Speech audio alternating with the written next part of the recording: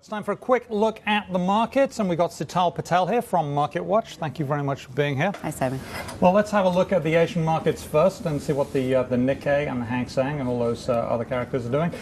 There we have it. The Nikkei down 0.9%, the Hang Seng down 0.1%, and the others up. And the European indices, after a very long weekend, which they always get this time of year, 1.5% on the DAX, 1% or more on all of the rest. Now, we're expecting some data today on the housing markets at all. That's right. At 9 a.m. we're going to get the FHFA Housing Price Index coming out, expected to be slightly lower this month, and also the existing home sales at 10 a.m. also expected to dip. Now, existing home sales are important because people buy stuff for their new home. Exactly.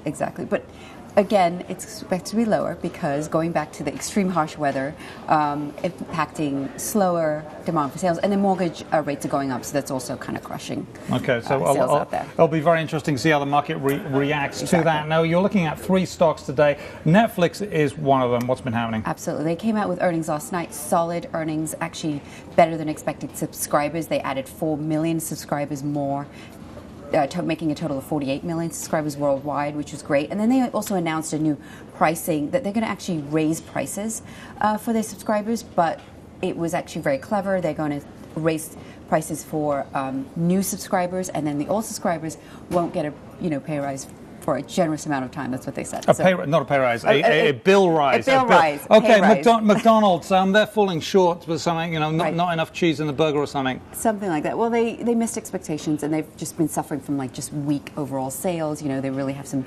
branding issues to deal with. They've got fierce competition from Taco Bell, especially in the breakfast area. That's been, they've been going back and forth in the last few weeks. And then they just, there's been criticism about them having too much on their menu. Their menu is so vast, and they really need to get back to their core menu items. Which is burgers, I believe, and French fries. Okay, French fries. Huge news. Allergan up 11% in the pre-market when we last looked. Up $45 billion. Well, it's up almost 20% now. $45 billion bid for this. From Valeant and Ackerman. Right, exactly. Bill Ackman, the hedge fund activist, his firm, Pershing Square, teamed up with Valeant Pharmaceuticals, making this bid to buy out Allergan, the maker of Botox. Which the maker of Botox. Yes. And it's Bill Ackman. I'm sorry, I mispronounced that. So people are going to be looking on that, and that is an area of the market, pharmaceuticals, that are ripe for consolidation, right? Absolutely.